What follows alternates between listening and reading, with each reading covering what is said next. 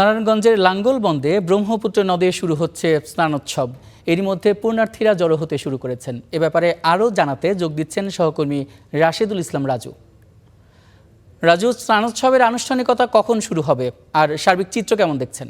ইমন, ধন্যবাদ আপনাকে। মূলত আসলে 1 মিনিট পূর্বেই নারায়ণগঞ্জের লাঙ্গলবন্দ এলাকার যে ব্রহ্মপুত্র নদ রয়েছে, এখানে সনাতন ধর্মাবলম্বীদের যে স্নান উৎসব এটি শুরু হয়েছে। আমার পিছনেই হয়তো দেখতে পেয়েছেন যে এখানে হাজারো পুণ্যার্থী তারা এখানে এসে ভিড় করছেন এবং তারা স্নান করছেন। আমরা একাধিক পুণ্যার্থীর সঙ্গে কথা বলেছি, তারা আমাদের যেমনটা জানিয়েছেন, আসলে তাদের বিশ্বাস এই নদে স্নান করার মধ্য দিয়ে মূলত তাদের পাপ মোচন হবে এবং তাদের বিশ্বাস এর মধ্য দিয়ে তারা ভ্রমণ আসলে সন্তুষ্টি লাভ করবেন। আপনাদের এর সঙ্গে কয়েকটি বিষয় যুক্ত করতে চাই। এটি আসলে শত বছর ধরেই আসলে এটি পালন হয়ে আসছে। মূলত প্রতি বছরের 14 মাসের 8ম তিথিতে এই উৎসব পালন করা হয়ে থাকে এবং এটিতে নারায়ণগঞ্জ সহ বিভিন্ন দেশের বিভিন্ন জেলা থেকে এখানে পুণ্যার্থীরা এখানে এসে থাকে। পাশাপাশি ভারত সহ বিভিন্ন দেশের আসলে পুণ্যার্থীরা এখানে এসে থাকে এবং এই নিরাপত্তা চাদরে পুরো এলাকা আসলে যা পুরো নিরাপত্তা বলয় আসলে চাদরে ঢাকা হয়েছে। আমি এখানকার যে আয়োজক কমিটি রয়েছে, আয়োজক কমিটির যে উপদেষ্টা পরিষদের সদস্য অ্যাডভোকেট রাজীব কুমার মন্ডল রয়েছে, তিনি আমাদের সঙ্গে যুক্ত রয়েছে। আমরা তার কাছ থেকে আরো বিস্তারিত জানবো এই পুরো আয়োজন সম্পর্কে। ধন্যবাদ। এই কিছুক্ষণ আগে আমাদের এই পুণ্য স্নানের তিথি শুরু হয়েছে। সনাতন ধর্মাবলম্বীরা স্নান করা শুরু করেছে।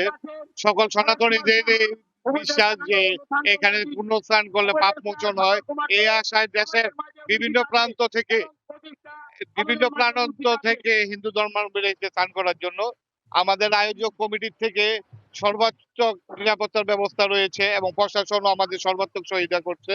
আমাদের প্রায় 500 ভলেন্টিয়ার কাজ করছে, নিজস্ব ভলেন্টিয়ার এবং র্যাব, পুলিশ, নৌবাহিনী, র্যাব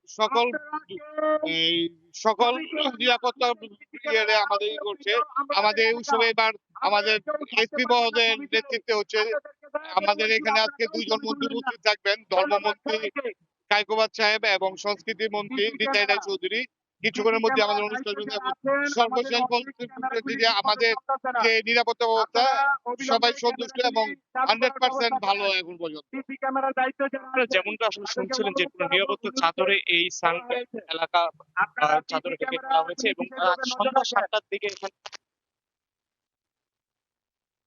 বলা চলে যে গতকাল নারায়ণগঞ্জ জেলা পুলিশ সুপার জেলা প্রশাসক এখানে এসে পরিদর্শন করছেন। নারায়ণগঞ্জ জেলা প্রশাসক থেকে আমরা যেমনটা জানতে পেরেছি যে এবারের স্নান উৎসবের জন্য জানতে পেরেছি যে এবারের স্নান উৎসবের জন্য 24টি স্নানঘাট প্রস্তুত করা হয়েছে। পাশাপাশি নিরাপত্তা নিশ্চিত করতে আইন শৃঙ্খলা বাহিনীর এখানে 100 সদস্য মোতায়েন করা হয়েছে। পাশাপাশি আনসার বাহিনীর সদস্যরা কাজ করছে। এছাড়া বাংলাদেশ সেনাবাহিনী এবং র্যাবের টহল টিমও কাজ করছে।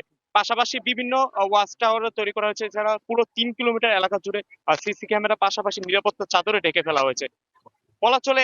বলা চলে যে এই ছিল আমার কাছে নারায়ণগঞ্জের লাঙ্গলবন্দ এলাকা থেকে সবশেষ তথ্য। ইমন। নারায়ণগঞ্জের ব্রহ্মপুত্র নদে ইতোমধ্যে শুরু হয়েছে স্নানোৎসব। সে ব্যাপারে বিস্তারিত জানানোর জন্য আপনাকে অসংখ্য ধন্যবাদ সহকর্মী রাশেদুল ইসলাম রাজু।